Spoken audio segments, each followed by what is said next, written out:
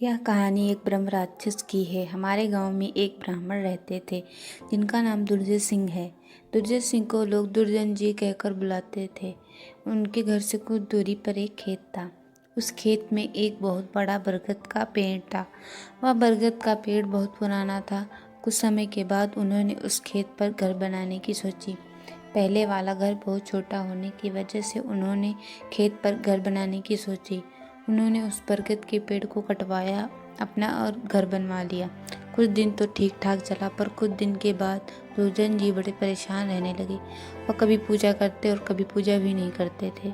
तो उनकी बीवी ने उनके बदले स्वभाव को देखकर पूछा, तुम आजकल पूजा नहीं करते हो और आजकल बदले बदले से रहते हो, कभी बच्चों को डांटते रहते हो, तुम्हें हुआ क्या है? दुर्जन जी के चेहरे पर मुस्कान आई और वह कहने लगे, मेरे घर को तोड़कर अपना घर तो बना लिया, और इसे क्या पूजा करने के लिए कह रही हो? मैं ही तो भगवान हूँ, इसे पूजा करने की कोई ज़रूरत नहीं है। वो कभी दांत मींचते, कभी बड़े प्यार से बोलते, कभी आंखें लाल तो कभी सही हो जाते।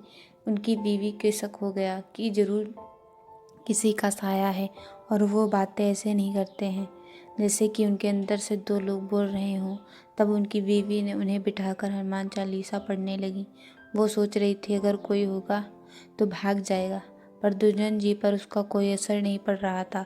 वह एक टक लगाए देखे जा रहे थे। उनकी बीवी काफ़ी मंत्र और गायत्री मंत्र पढ़ रही थी। तभी दुर्जन जी की आंखें लाल हुईं और कहे, मैं किसी से नहीं डरने वाला हूँ। तू क्या समझ रही है? मैं इसे ऐसे नहीं छोड़ने वाला हूँ। तब तक उसका छोटा बेटा वहाँ आ गया। दुर्जन जी ने उसे जोर से पकड़कर अपनी तरफ खींच लिया और ऐसा लग रहा था कि उसके सिर को कच्चा ही चबा जाएंगे। उसकी मम्मी बोली कि बच्चे को छोड़ दो, इसने क्या बिगाड़ा है? दुर्जन जी की पत्नी ने अपने बच्चे को अपनी तरफ खींच लिया। उसने फिर पूछा, तुम कौन हो और मेरे पति के अंदर क्यों आए हो? आप हमसे क्या चाहते हो? आप कौन हो? तब उसने कहा कि अगर अपना भला चाहती हो तो बरगद के पेड़ लगाओ, जितना भी हो सके पेड़ लगाओ, फिर मैं बताऊंगा कि मैं कौन हूँ और फिर मैं चला जाऊंगा। तब दुर्जन जी की बीवी ने 101 पेड़ बरगद के लगाए। एक दिन उसकी पत्नी ने देखा कि आज दुर्जन जी सुबह उठकर पूजा पाठ करके आ चुके हैं। तब दुर्जन जी के अंदर जो साया था उसने बोला, मैं तुम्हारे पति को आज छोड़ के जा रहा हूँ। तुम सदा सुखी रहो, तुम्हारे आचार विचार बहुत अच्छे हैं। मैं ब्रह्म राक्षस हूँ, वैसे मैं किसी को नहीं छोड़ता और ना किसी से डरता। तुम्हारे पति ने मेरे बरगद को काट दिया था जिस पर मैं हजारों सालों से रह रहा था।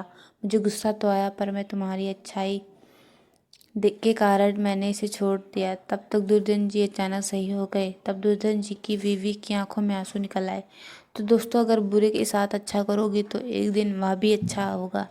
अगर आपको कहानी पसंद आई तो इस वीडियो को लाइक करें, चैनल को सब्सक्राइब करें। तब तक के लिए धन्यवाद।